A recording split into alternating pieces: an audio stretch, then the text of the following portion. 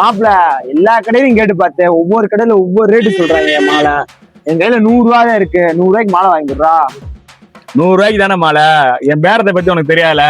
வா அண்ணன் உனக்கு எப்படி பேரம் பேசுறேன் 2 பேர். இந்த மாலை எவ்வளோண்ணே?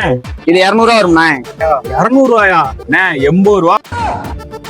80 ரூபாய்க்கு வரானே, 170 ஆகும். மத்த கடையை விட்டு உன் கடைக்கு வந்திருக்கோம் பாருங்க, சும்மா கொடுத்து உடனே பாத்துக்கலாம். 80 ரூபாய்க்கு ஃபைனலா 100 ரூபானா கொடுக்கலாம். உடனே 80 ரூபாய்க்கு கொடுக்கலாம். அது குறைஞ்சு வராது.